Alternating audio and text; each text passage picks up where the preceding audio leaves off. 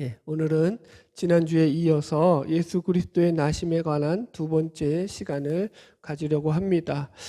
이게 말씀이 지난주와 계속 이어지는 말씀이기 때문에 잠깐 지난주 말씀을 복습하도록 하겠습니다.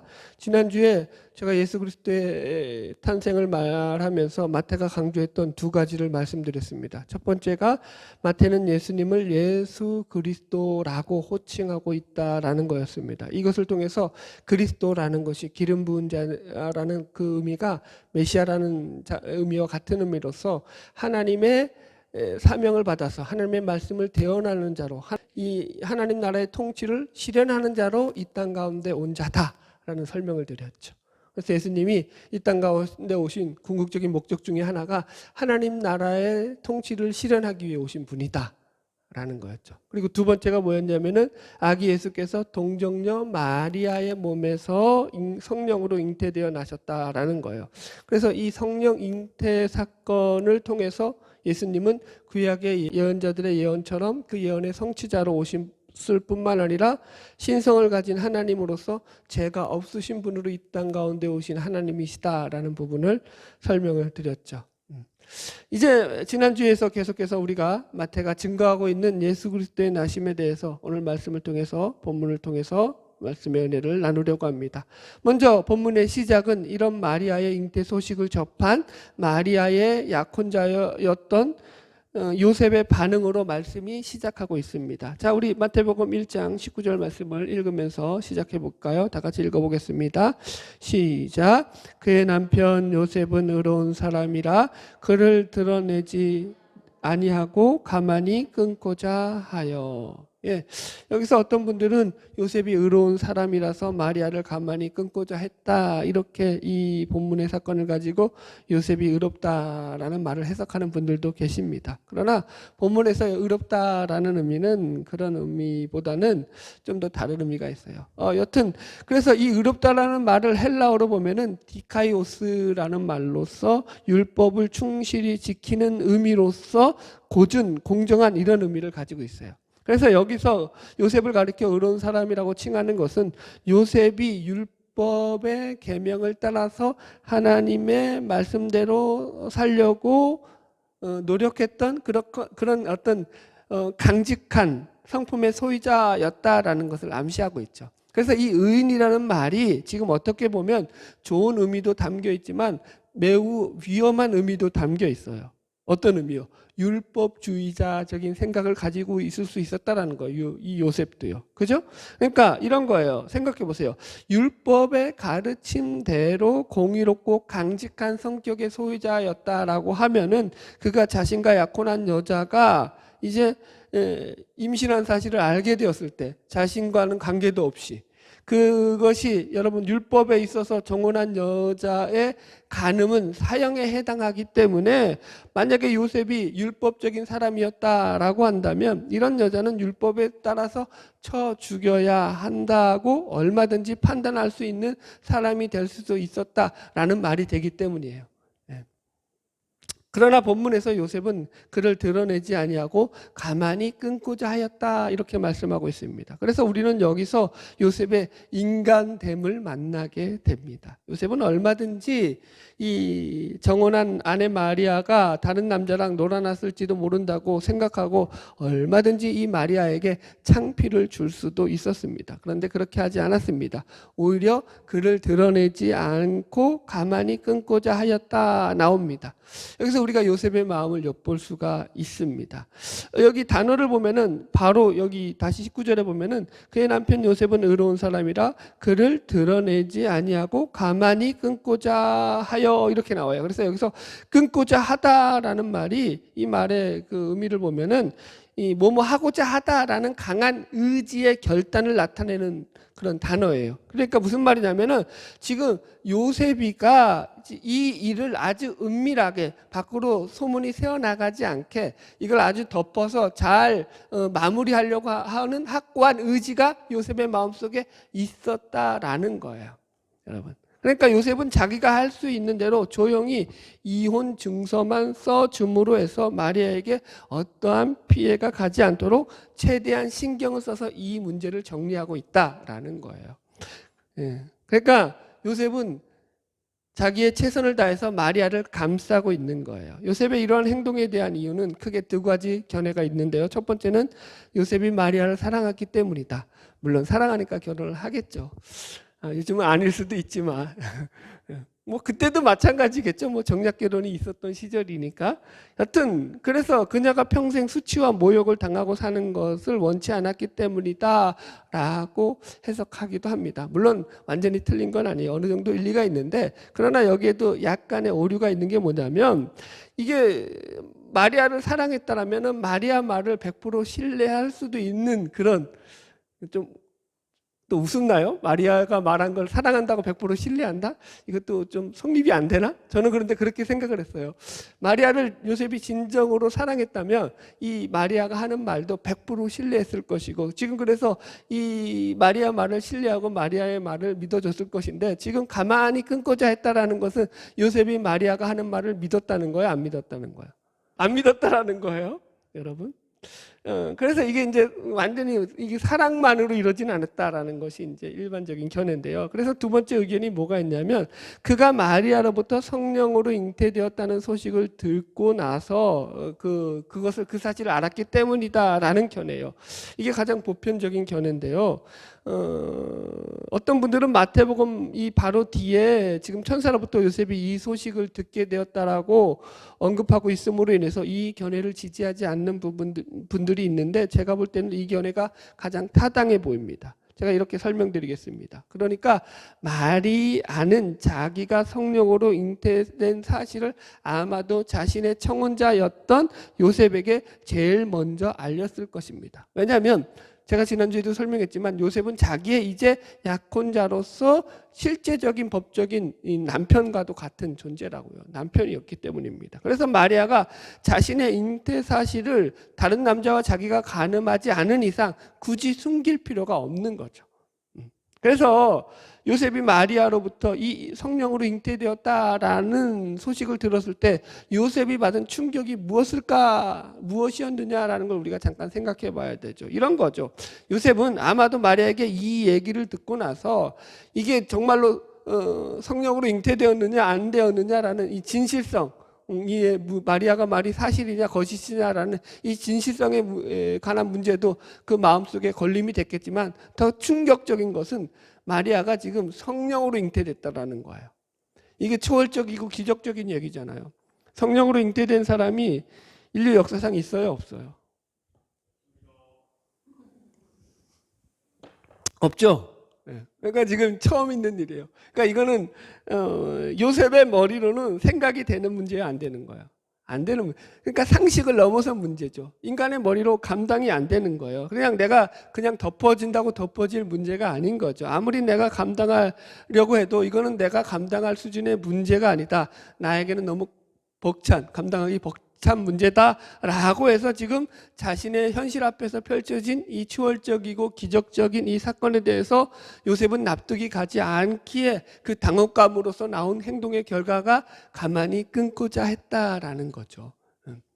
자, 그래서 이런 해석들을 보면 우리는 요셉을 너무 성인시할 필요도 없고, 반대로 요셉을 너무 인간적으로 깎아내릴 필요도 없습니다. 요셉은 그저 지극히 평범한 사람으로서 자기가 이해하고 자기가 지키고자 하는 선에서 열심히 살았던 사람이었다라는 정도로 이해하는 것이 가장 바람직합니다. 그래도 우리가 여기서 요셉이 잘했던 행동 하나는 꼭 짚고 넘어가야 됩니다. 무슨 행동이죠, 여러분? 그것은 다른 것이 아니라 요셉이 이 일을 가지고 동네방네 사방팔방 떠들고 다니지 않았다라는 것입니다. 그러니까 이 말은 곧 상대의 가슴에 못을 박는 짓을 하지 않았다라는 거죠. 생각해 보십시오. 만약에 이 일이 사람들에게 알려진다고 하면은 마리아가 남자없이 잉태해서 자식을 낳았다라는 소문이 동네방네 퍼지기만 하더라도 여러분, 율법주의자들이 가만 놔둬뒀겠냐고요. 아기를 낳기도 전에 여러분, 이건 뭐 요셉이 감싸고 안 감싸고 할 문제가 아니죠. 가늠한 여자라고 하는 주홍 글씨가 마리아의 인생에 딱지로 붙어서 지나가는 사람들로부터 멸시와 조롱과 천대를 받을 것이 당연했습니다. 그래서 저는 오늘 본문의 내용 속에서 이 요셉이 가만히라는 말이 사실은 매우 제 마음에 와닿는 그런 단어였습니다. 이 말씀을 잠깐 우리 삶에 적용해 보겠습니다. 우리는 무슨 분쟁이 생길 때 혹은 문제가 생길 때마다 가만히 있지를 못합니다. 꼭 자기 편을 만들어야 되고 당을 만들고 누가 어쨌느니 제가 어쨌느니 하면서 상대를 말로 죽여야지 식성이 풀리는 사람들이 있습니다. 여러분, 이런 모습을 하나님이 가장 싫어하십니다. 생각해 보십시오. 왜 사랑의 대명사가 오래 참음입니까? 말하지 않고 떠버리지 않고 상대를 위해서 그 마음을 후벼파지 않으려고 덮고 넘어가려고 하니까 참을 수밖에 없는 것입니다. 그래서 신앙의 제일 좋은 모습은 가만히 있는 것입니다. 내가 가만히 있다 보니까 이것들이 나를 가만히로 아나? 가만히로 알면 가만히로 그냥 여긴 받으세요, 여러분. 그게 신자가 가진 수준이라니까요. 여러분, 우리가 주의 일을 할 때 이것을 참 조심하셔야 합니다. 주의 일을 할 때 가만히 하십시오. 여러분, 내가 무슨 일을 했네, 이런 일을 했네, 저런 일을 했네, 이러면 벌써 하나님 앞에서 그 점수가 50점 이상 깎인 줄 아십시오. 예수님께서도 산상수훈에서 하시는 말씀이 뭐예요? 너희들 구제할 때 오른손이 한 거 왼손이 모르게 하고, 기도할 때 골방에 들어가서 조용하게 하고, 제발 좀 금식할 때 티 좀 내지 말고, 니들이 그렇게 하면 티 내고 그렇게 니들이 한 거 자랑하면은 하나님 앞에서는, 세상에서는 이미 상을 다 받았기 때문에 하나님 앞에서는 상이 있다 없다? 없다. 할렐루야. 자, 여러분, 바라기는 저와 여러분 모두 오늘 요셉과 같이 상대를 더 생각해주고 한 번 더 그 입장을 배려해주고 서로가 서로의 그늘이 되어주며 쉼터가 되어줄 수 있는 그런 믿음의 동지들이 되기를 주님의 이름으로 축복합니다. 할렐루야. 여러분, 이게 신자가 기준이 다른 거라니까요. 제가 늘 설명하잖아요. 여러분, 우리가 세상과 살아가는 그 원리나 가치가 달라요. 사람의 눈길도 물론 중요하지만 우리 신자가 가진 신자의 가치는 사람의 눈길보다 하나님의 눈길을 더 중요하게 여긴다고요. 여러분, 세상은 어떻죠, 여러분? 세상은 자기가 드러나야 되고 자기가 성공해야 되고 자기가 이름을 날려야 되죠. 그래서 자기 이름이 떨리는 게 중요하죠. 그러나 우리 신자는 기준이 내가 아니죠. 하나님이시죠. 나를 통해서 하나님이 드러나야 되고 하나님의 이름이 영광을 받아야 되고 하나님 앞에 찬양을 올리는 삶이 돼야 된다고요. 너무 중요해요, 여러분. 우리가 다르다니까요. 하나님이 우리는 바라시는 게 그거예요. 세상에서 잘 살고 세상에서 떵떵거리고 세상에서 부자가 되고 세상에서 성공하시는 것이 하나님이 우리에게 바라시는 모습이 아니라 우리를 통해서 하나님 나라의 백성답게 살아가는 것을 바라신다고요. 영원의 때를 준비하며 살아가는 자가 되기를 원하신다고요. 영원히 살 자들이라고요. 그 준비가 없이 계속 그냥 이 땅이 다인 것처럼 살면 어쩌자는 거예요. 여기까지 하겠습니다. 자, 그 다음 넘어갑시다. 20절 같이 읽읍시다. 시작. 이 일을 생각할 때 주의 사자가 현명하여 이르되 다윗의 자손 요셉아 내 아내 마리아 데려오기를 무서워하지 말라. 그에게 잉태된 자는 성령으로 된 것이라. 아멘. 보세요. 이 일을 생각할 때라는 말은 무슨 말이냐니까 아직까지 이 말씀은 자기가 마음에 결심을 했고 조용히 끊으려고 마리아를 끊어내기로 결심을 했지만 그것을 아직까지 실행에 옮기기 전에는 많은 고민과 갈등이 그 속에 있었다라는 그런 말이죠. 여기서 이제 성경 원어에 보면은 우리 성경에는 빠져 있는 단어가 있는데 보라라고 하는 감탄사 헬라어 이두가 지금 우리 성경에는 빠져 있어요. 그래서 원문대로 하면 이 말씀이 어떻게 되냐면 직역하자면 이 일을 생각할 때에 보라 주의 사자가 현몽하여 이르되라는 거예요. 그러니까 보라라는 말이 들어가 있어요, 원문에는. 이게 무슨 말이냐면은, 그러니까 이 말을 통해서 주의 사자가 등장함으로 말미암아서 지금 이 성령 잉태의 사건, 예수 그리스도의 나심의 사건에 이 요셉과 마리아가 가지고 있는 생각, 정확히 말하면 요셉이 가지고 있는 생각의 사고의 전환점을 지금 시작하는 그 표현이 지금 뭐 보라라는 말로써 지금 시작하는 거예요. 자, 그래서 주의 사자라는 것은 여기서 하나님의 소식을 전하고 있는 누가복음의 동일한 본문의 내용을 가지고 볼 때 가브리엘 천사라고 우리가 추측할 수 있습니다. 그래서 이 가브리엘 천사가 요셉의 인생에서 마태복음에 보면은 크게 3번에 걸쳐서 등장하는데요. 지금 본문에서와 같이 지금 아내 마리아의 성령 수태 사실을 알리기 위해서 첫 번째 등장했고, 두 번째는 헤롯이 아기를 죽이려고 할 때 애굽으로 피난 가도록 알리기 위해서 이제 주의 사자가 두 번째 현몽하는 내용이 나오고, 세 번째는 헤롯이 죽은 후에 애굽에서 다시 돌아오기를 알려줄 때 이제 주의 사자가 등장해요. 이렇게 3번 등장해요. 그러니까 이 아기 예수와 관련되어서 요셉의 인생에서 가장 중요한 결정을 내려야 할 때 주의 사자가 나타나서 그의 방향을 알려주고 있다라는 거죠, 여러분들. 그리고 이렇게 꿈은 하나님께서 그 뜻을 인간에게 알리시는 방법으로 성경에서 종종 등장하고 있습니다. 자, 그래서 계속 말씀을 보면 지금 주의 사자가 나타나서 현몽하여 이르되 뭐라고 하냐면 다윗의 자손 요셉아라고 지금 요셉을 부르고 있어요. 그냥 요셉아라고 부르지 않고 그 앞에 다윗의 자손이라는 말을 붙였죠. 그죠? 예수님도 마찬가지였죠. 아브라함과 다윗의 자손 예수 그리스도의 세계다 해서 다윗의 자손을 붙인다고 했어요. 다윗의 자손을 붙인다는 의미가 뭐냐면 지금 이것이 강조되는 거예요. 하나님의 약속의 성취자로 온 분이시다라는 것이죠, 예수 그리스도가. 자, 그러면서 내 아내 마리아 데려오기를 무서워하지 말라라고 말하고 있어요. 무슨 말이냐? 처녀였던 마리아를 잉태한 상태로 데려옴으로 인해서 주위로부터 받을 따가운 눈총이라든가 혹은 집안에서 있을 비난 같은 것에 대해서 개의치 말라라는 거죠. 그렇지 않겠습니까, 여러분? 처녀가 잉태되어서 이제 집에 들어왔을 때 요셉의 입장에서 보면은 가족들과 주변 사람들의 눈치를 보지 않을 수가 없었을 것입니다. 그런데 주의 사자는 이것이 성령으로 잉태된 것이기 때문에 하나님께서 그 안에서 행사하신 강력한 역사임을 다시 한번 요셉에게 상기시키면서 마리아 데려오기를 무서워하지 말라라는 거예요. 그러니까 요셉을 격려하고 있는 거죠, 어떻게 보면은. 너 이제 생각 바꾸고 가만히 끊어내고자 한 것도 잘한 거지만 그것보다 더 나은 결정을 해라. 데려와서 같이 살아라, 이 얘기하는 거예요. 여러분, 지금도 마찬가지예요. 우리가 신앙의 결단을 가지고 믿음을 가지고 살아가려고 할 때 우리가 때론 잘못된 결단을 내릴 수도 있잖아요. 우리에게는 최선의 결단이라고 생각했는데 여러분, 그럴지라도 하나님께서는 우리가 하나님을 믿는 신자로 살아갈 때 우리의 방향을 수정시켜 주신다니까요. 이해 가시겠어요? 그리고 우리를 다시 바른 길로 가게 해주시죠. 그래서 우리를 바로 세워주신다고요. 이게 성경에서 말씀하신 하나님의 모습이라고요. 할렐루야.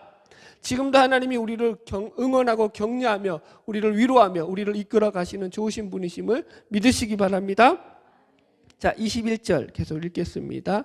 시작. 아들을 낳으리니 이름을 예수라 하라. 이는 그가 자기 백성을 그들의 죄에서 구원할 자이심이라 하니라. 아멘. 자, 보십시오. 보통 이름은 누가 짓죠? 동서고금을 막론하고 이름은 부모가 지어요.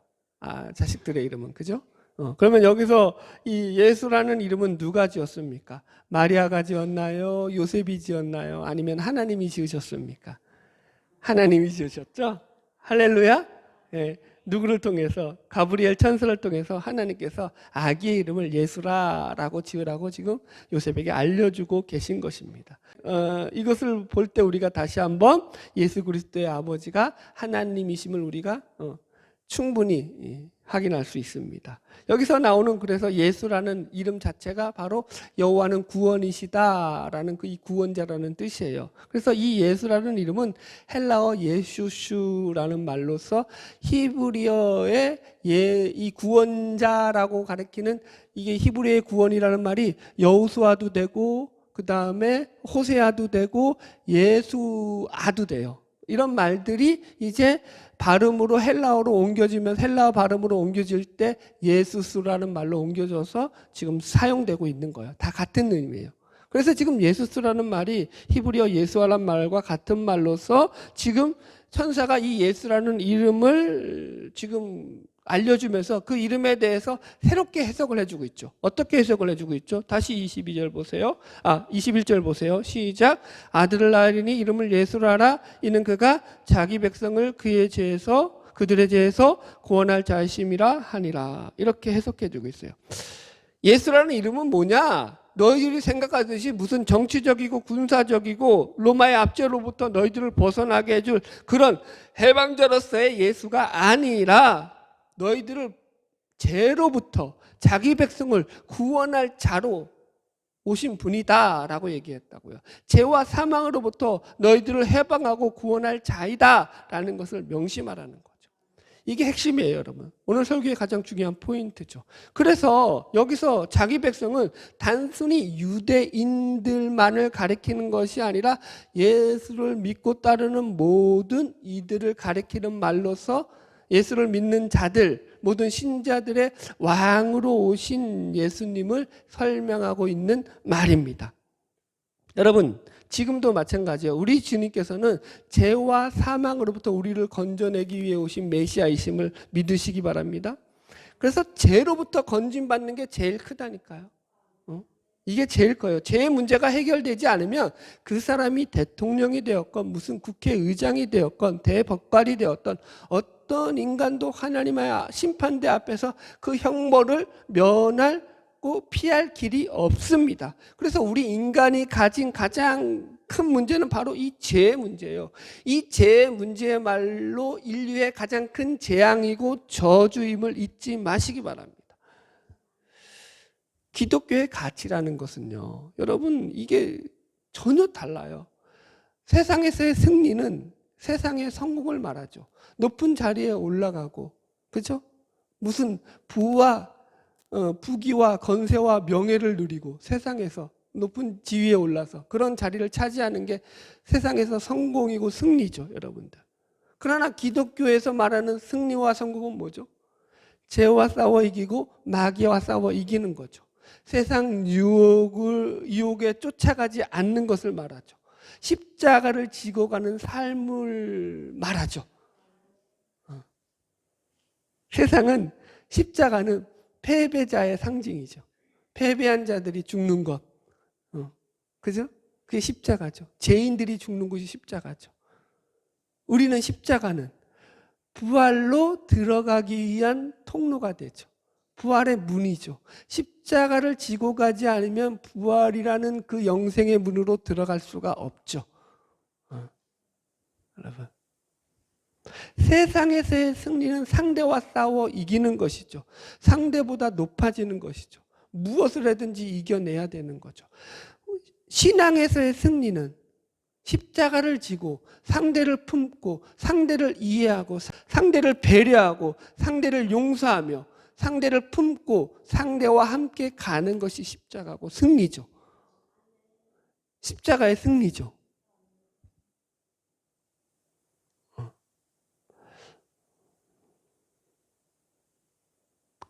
네. 제가 왜 멈추고 있을까요, 여러분들? 제가 왜 설교를 하다가 갑자기 멈췄을까요? 좀 생각해 보시라고요.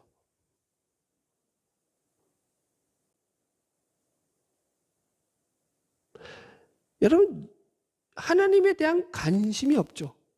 신자라고 하는데, 자, 흥분을 하지 말아야지. 가라앉히고 합시다. 신자라고 하는데 왜 하나님에 대해서 관심이 없죠? 하나님에 대해서 관심을 가지고 살지 않죠. 어떻게 살아가세요? 세상에서. 하나님에 대한 관심이 어떻게 여러분들의 삶에서 드러나나요? 여러분, 그렇다고 말씀 보고 기도하는 게 하나님에 대한 관심, 물론 그것도 중요하죠. 그러나 맨날 말씀만 보고 기도하고 살라는 얘기가 아니라니까요. 하나님에 대한 관심을 가지고 살라는 것은 현실에서 하나님께서 나에게 함께 하심을 잊지 말고 살아가라는 거예요. 살아내라는 거예요. 그러니까 현실을 살아내라는 거예요.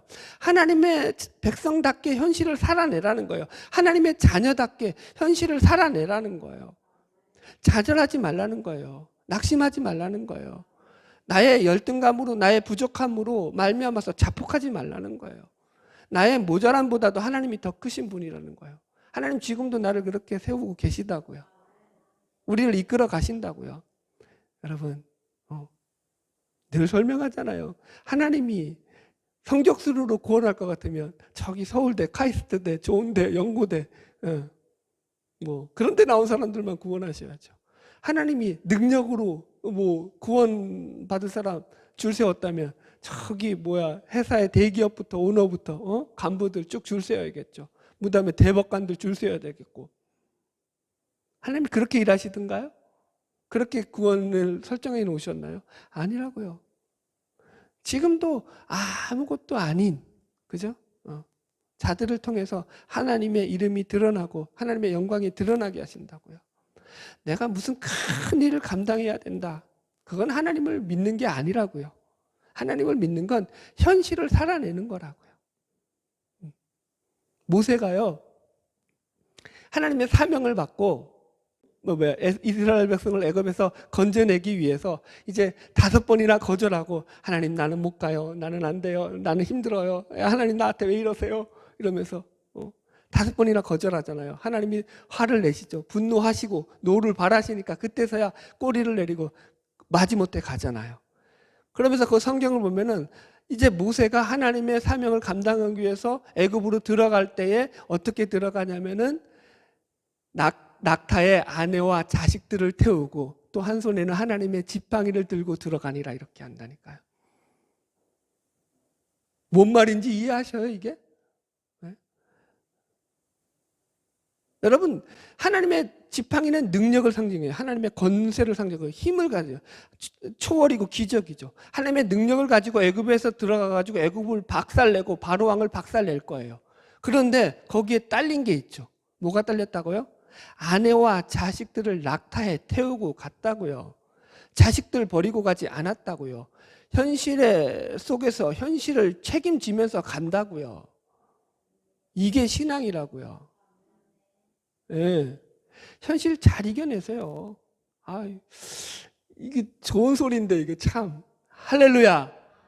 그래서 오셨다고, 예수님이 우리에게. 여러분, 죄와 사망에서 건져내려고요. 죄에 묶여 있으면 여러분 자기 애라고 하죠. 자기 사랑에 빠져가지고 어떻게 내가 잘 살까, 어떻게 나만 잘 될까, 어떻게 나만 승리할까, 요딴 궁리나 한다고요. 하나님은 그런 분이 아니시라고요. 우리를 죄에서 건져내신 분이라고요. 더 큰 세계를 보게 하신다고요. 영원이라는 가치를 품게 하시는 분이라고요. 할렐루야. 자, 22절 진도 나가겠습니다. 시작. 이 모든 일이 된 것은 주께서 선지자로 하신 말씀을 이루려 하심이니 이르시되. 그래서 이것이 그냥 되어진 일이 아니라 성경에서, 구약에서 이미 다 하나님의 말씀 가운데 예언되어진 이야기다라고 말씀하고 있다고요. 벌써 구약에서 얼마든지 약속되어진 약속의 말씀이다. 그러니까 이게 갑자기 뜬금없이 생긴 일이 아니다. 하나님의 놀라우신 그 계획 가운데서, 섭리 가운데서, 역사 가운데 이루신 하나님의 역사다라고 선포하는 거죠. 자, 23절 계속 읽겠습니다. 시작. 보라, 처녀가 잉태하여 아들을 낳을 것이요 그 일의 이름은 임마누엘이라 하리라 하셨으니 이를 번역한즉 하나님이 우리와 함께 계시다 함이라. 아멘. 여러분, 이 말씀은 이사야서 7장에 나오는 임마누엘에 관한 이사야의 예언의 말씀입니다. 이 말씀을 인용하고 있는 거예요. 그래서 그 역사적 배경이 뭐냐면 BC 700년 전에 이제 남유다를 아스 왕이 다스리고 있을 시절에 북이스라엘과 아람이 군대가 연합해서 지금 남유다를 쳐들어오려고 협박을 하고 있는 상황입니다. 그래서 이제 남유다의 아하스 왕이 벌벌 떨고 있는 상황 속에서 하나님께서 아하스 왕에게 이사야 선지자를 보내서 이제 힘을 주는 말씀을 하는 거예요. 무슨 말씀을 하냐면, 하나님이 이 나라를 지켜줄 것이니 너는 걱정하지 말고 하나님을 믿어라. 하나님의 말씀을 너가 정 못 믿겠으면 하나님 하나님께 징조를 구해라. 그러면 하나님이 징조를 보여주실 것이다. 이렇게까지 이야기합니다. 그런데 아하스 왕이 안 믿죠. 그리고 징조를 구하지 않습니다.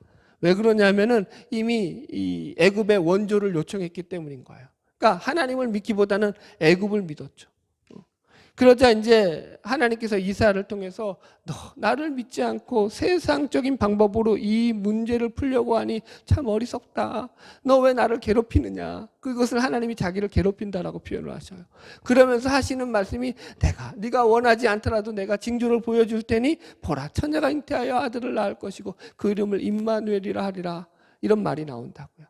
이게 지금 전체적인 이 본문의 이 본문이 인용하고 있는 이사야 선지자의 그 예언의 내용, 말씀의 내용이에요. 자, 확인 좀 합시다. 그래도 본문 접어놓고 이사야서 7장 한번 가보겠습니다. 구약성경 이사야서 7장 10절부터 14절 읽읍시다. 975페이지 이사야서 7장 10절로 14절 시작. 여호와께서 또 아하스에게 말씀하여 이르시되 너는 내 하나님 여호와께 한 징조를 구하되 깊은 데서든지 높은 데서든지 구하라 하시니 아하스가 이르되 나는 구하지 아니하겠나이다. 나는 여호와를 시험하지 아니하겠나이다 한지라. 이사야가 이르되 다윗의 집이여 원하건대 들을지어다. 너희가 사람을 괴롭히고서 그것을 작은 일로 여겨 또 나의 하나님을 괴롭히려 하느냐. 그러니까 하나님께 징조를 구하지 않은 것을 하나님을 괴롭히는 일이라고 지금 이야기하고 있죠. 그러면서 14절 시작. 그러므로 주께서 친히 징조를 너희에게 주실 것이라. 보라 처녀가 잉태하여 아들을 낳을 것이요 그의 이름을 임마누엘이라 하리라. 아멘. 자, 그래서 이 지금 이사야 7장을 배경으로 주어진 이 말씀의 의미를 생각해 보면 하나님께서 너희와 함께 하심으로 너희가 북이스라엘과 아람의 연합군에 멸망하지 않을 것이다. 이 얘기를 하는 거예요. 결론적으로. 그죠? 이런 거예요. 하나님이 너희와 함께 하심으로 하나님이 너희를 편들기 때문에 너희는 멸망하지 않을 것이다. 그럼 하나님이 너희를 어느 정도 편들고 계시냐? 하나님께서는 처녀가 잉태하여 아기를 낳는 것과 같이 어떻게 보면 말도 안 되는 그런 억지스러운 일을 벌인다고 할지언정 너희를 편들어서 너희와 함께하고 너희를 도울 것이다. 그러니까 본문의 내용이 된다고요. 하나님이 우리를 그렇게 돕고 계시다라는 거예요. 그래서 지금 이렇게 이사야에서 선포되고 있는 이 임마누엘의 메시지는 700년이 지나서 예수님이 이 땅 가운데 오시는 사건을 두고서 동일하게 선포되고 있는 거예요. 어떤 메시지로서요? 하나님은 처녀가 아기를 낳게 하시는 말도 안 되는 이런 일을 벌일지언정 너희를 죄에서 구원할 것이고 너희를 죄에서 해방시킬 것이며 너희를 편들 것이고 너희를 사랑하기 때문에 너희를 위해서 그 아들까지 내어주실 것이다. 그만큼 하나님이 너희를 사랑하신다. 가 이 메시지에 담겨 있다고요. 그것이 임마누엘의 가진 의미라고요. 쉽게 비유하자면 이런 겁니다. 우리는 다 아하스 같은 자들이죠. 하나님의 징조를 믿지 못합니다. 그러니까 예수님은 우리가 믿어서 우리가 믿기 때문에 이 땅 가운데 오신 분이 아니시죠. 요한복음 1장 11절 그가 자기 땅에 오매 자기 백성이 영접지 아니하였더니 영접한 인간이 없다고요. 그죠? 누가 예수를 알아본 인간이 아무도 없었죠. 그래서 지금 아기 탄생의 이런 말씀을 가지고 해석하자면 예수님은 우리가 처음부터 믿지도 않고 있음에도 불구하고 하나님께서 우리를 위해서 우리를 편들기 위해서 우리와 함께 하심으로 우리를 죄와 사망에서 건져내고 구원하시기 위해서 이 땅 가운데 임마누엘로 오셨다라고요. 그것이 바로 아기 예수의 나심의 의미라고요. 뭐 하기 위해서? 우리를 편들기 위해서, 우리를 구원하기 위해서, 우리를 사랑해서. 그래서 이것이 조금 더 확대 해석하자면 하나님은 지금도 마찬가지라고요. 처녀가 애를 낳을 수가 없잖아요.